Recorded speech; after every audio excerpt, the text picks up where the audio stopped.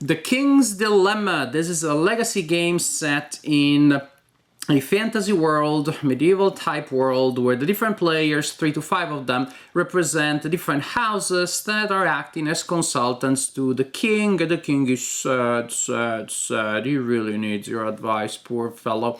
And so players will react to different things that happen, will vote, and will try to achieve certain objectives, some of them public and some of them secret. Do you have secret agendas? Now, this is a legacy game, so there's stuff that will be unlocked as you go. It will alter the board, envelopes will be opened, stickers will be placed on the board, different things will happen. And since we already started the campaign, and so we already started physically altering the components of the game, and I don't want to give any spoilers, then alas, I cannot show you the game. You will have to bear with me explaining to you how the game works. Also, the game is designed by Italians, so in order to honor them, I made a Negroni, the iconic Italian drink. Look for the recipe in the comments under this video. The king has a dilemma. Long live the king and the dilemma. So the King's Dilemma. Each player has a screen, and you have 2 resources that will be hidden behind the screen: power tokens and coin tokens. You have 3 cards that say yes, no, and pass, and they're placed in front of you on the other side of the screen so that everybody can see them. Then you have a board that goes in the middle of the table. There are resources there such as influence, money, welfare, and they're placed in the middle of a track. On one end you have the positive end, and on the other hand you have the negative end. Some things will make, say, influence go down, and then the token will move in that direction, or influence go up, or something else go up, and then it will go to the other side of the track. It's the basic idea is pretty simple. There are sometimes little quote-unquote semi-fiddly things at the beginning as you're trying to figure out the fine points, but the general points are very simple and intuitive. There's a deck of dilemma cards that represent the evolving history of our realm and the kind of problems, dilemmas that the king may face. Every example that I will give you in this video is totally made up, so and I hope that actually later in the campaign there aren't examples like this, but if that is the case, completely coincidental. Suppose that we flip a card and we say that some explorers have found an island on the other side of the ocean, and they would like to finance more money. Would like to money to finance more expeditions. That would be the dilemma. Each dilemma have a yes or no outcome, and the 2 outcomes are printed on the back of the card. So you draw the card, making sure no one sees the back, and you just read the dilemma. Also, the yes and no, you have symbols that tell you about the possible outcome. For example, if you are investing in sending money for financing those expeditions, probably wealth will go down, but maybe knowledge will go up. And if the opposite, maybe nothing happens. So this is the dilemma. Players have to decide if they want to pass, yes or no. Players will communicate, will make deals, will try to influence each other diplomatically, and then it's time to start voting. In order to vote, you take power tokens from the back of your screen and you put it on the yes or no card. You can also choose to pass, in which case you take a coin and you put it on the pass card. And you can do a quote-unquote regular pass, which will give you power tokens at the end of the game, at the end of the turn, in case you're short on them. Or you can pass and say that you're claiming the moderators, a little mullet like judge style, tum tum tum, and basically the player with the moderator token gets to break ties. But if you're not passing, you're putting your power tokens on the yes or no. And we go around like this, and each player can put any number of those. Interestingly enough, later you can add to your bid, but you cannot change your bid within that round, that is for that dilemma. It's yes, you can add power tokens to yes, but you cannot switch to no's. And pretty much we go around until everybody's done bidding, and then we look at the number of power tokens that have been assigned collectively to the yes and to the no. So it's not the number of players, it's how loud they yell, I guess, how influential they can be. The solution that has received the most power points becomes the real one, and so we go yes or no. If there's a tie, moderator gets to decide.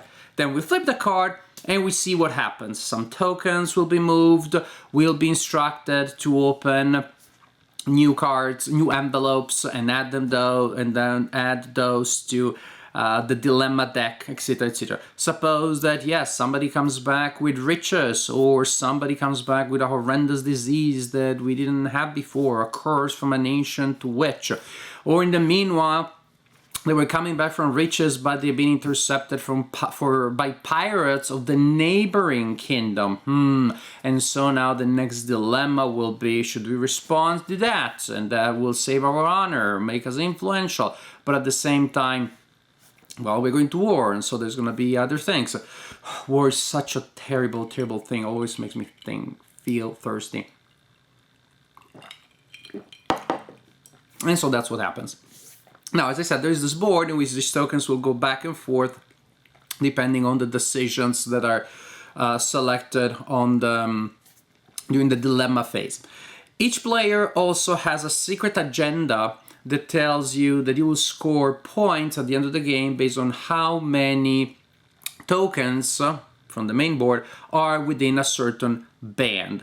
Say you're an optimist or opulent or whatever the term is, a lot of tokens are towards the positive side, then you get to score points at the end of the game. A lot of tokens are towards the lower side because you're a pessimist or a nihilist, and then you score points. You're an extremist, so you want things to be at the two extremes, or you're a balanced politician, you want them to be in the middle, and so you'll score extra points there. The secret agenda also will tell you how many points you scored based on the coins that you have at the end of the game, which may not always be a lot of coins. Maybe you're a very frugal family, you don't like that crass materiality, and then you score points for not having a lot of coins, which by the way means that during the game you have coins to spend to bribe people, to convince them, because every deal, every agreement that you make is binding if a transfer of coins occurs. If it's just a verbal agreement without money changing hands, then it is not binding. But basically, this is the general idea. As we make decisions, there's also a marker, a stability marker that will move. Basically, every time that you move a marker or a token in any of the categories, welfare, influence, etc., the stability also moves. If we moved knowledge down by 2 and the welfare up by 4, then the stability marker went up by 2. If the stability marker reaches the end of a specific track, well, we pretty much with our decisions, we threw things so out of balance that the kingdom becomes unmanageable. And so the king abdicates, and that triggers the end of the game. Also, after a certain number of dilemma cards, which is variable, if we manage not to wreck the kingdom and force the king to abdicate, the king is growing old. And so if a certain number of dilemma cards have been played and resolved, then the game also is over. At that point, you score your secret agendas. You also have public agendas at the beginning, which again will have to do with the position of your resource tokens. And these are the basic ideas. Then, of course, more things will be unlocked as the game progresses, but I cannot tell you about that. So this is the King's Dilemma. At the end of the game, your house will receive some benefits. The history of your house is pretty much recorded on the back of your screen, so you'll make alterations there based on what happened. And that's kind of interesting because then if in a future game you had different players, you assign them a screen and now they're playing that family, or maybe you give them a screen that no one ever used, and so you have a whole new family coming in. So you can have a lot of variety there as you're playing the campaign, which is, I've been told by one of the designers, it's about 15 hours long. And playing for 15 hours, that makes me feel, like I need a sip. King's Dilemma, this is how it plays. And it's great. We had such a good time playing it. I knew that we were enjoying it. I knew that also we were going to enjoy it for a long time when I realized this. Technically, the game is an extremely dry, even abstract Eurogame. There are no points for role-playing well. There are no points for convincing other people per se. There are no points really for caring about the explorers, or if you go to war, or if there's a new invention, etc, etc, etc. It's about moving, pulling those tokens where they need to be. And yet we were getting so much into the theme, into the story, trying to make the case of why going to war with another country is bad, instead of saying I want to move that token, who wants to move that token that way. I guess you can have a party of spoil sports that plays that way, but then just leave that group right away and come and play with us, because we were basically role playing it. We were playing it a real diplomatic game. And then it's entirely possible that some of the decisions that I made, some of the speeches that I gave, ultimately moved the tokens in a direction that was not advantageous to me, but I felt good because I felt that I was working for the greater good of our kingdom. It is the mechanism, the general core is so simple, so linear, and yet, yes, Eurogame and even abstract, but the designers really did a great job of creating a rich, fascinating theme around it. Also, what I like is that you don't have a single storyline. Say, I made up the storyline about the explorers going to the island and coming back, and now we're at the problem with the pirates. Meanwhile, we have, say, other fictional example, an ambassador coming from another kingdom and saying that that they want to marry their princess with our prince, and would that be a good idea, etc, etc, etc.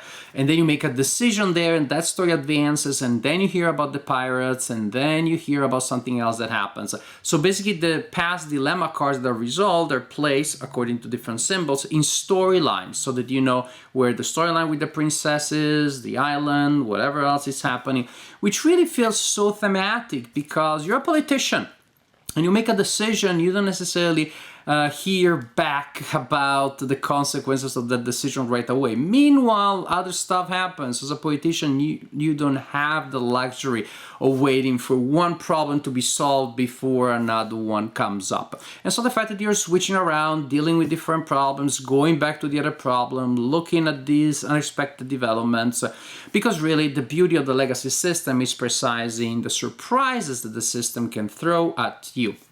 The legacy system, in other cases, has worked very well to represent the mystery of unexplored lands as you unlock new content. The King's Dilemma is a lot more about time, is a lot more about the temporal development of the events. In this sense, it has such a strong narrative feel. Every legacy game has the potential of creating a story, or even a great story has the potential to have great narrative. Strength. This game does it in a really effective way. And some of you are still sad because Game of Thrones is over. I'm not, because I really dislike that show and I only watched part of the first season.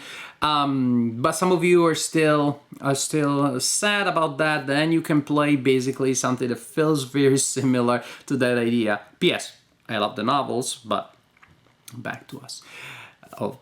A Song of Ice and Fire. But back to us. So you want to be a scheming, backstabbing politician with secret agendas, making deals, and then not honoring them, all that stuff. Then you can have that kind of feel, the kind of like sneaky diplomacy. A diplomatic game with a legacy element, with a really, really strong emphasis on narrative, on story, on developing events. This is what the King's Dilemma is, and that's why we enjoyed it so much. We decided that we're going to play the campaign, also because it's so easy. You can store it very easily. Other legacy games, they tell you, put them back in the box, but then it's like an hour to put them back and an hour to take them out. Maybe you're not really going to do it. This is so simple. Pretty much you store the dilemma deck, and everything else is inscribed in the components, and you take out the dilemma deck and you start playing, and you have a new chapter on this multi-generational saga of our fantasy kingdom. We loved it. I loved it. The other people I played it with really, really liked it. We can't wait to see what happens next. It's a great game. It's intuitive. It really puts the emphasis again on the story. And on diplomacy, on the human interaction, on bribing, manipulating, figuring out how to get other people to do what you would like them to do, while of course they're manipulating you. But ultimately, win or lose, you're gonna have a good time because you saw a fascinating, mysterious, very twisty story develop before your eyes, which is one of the beauties of the legacy system, and the King's Dilemma really uses the legacy system in a fantastic way.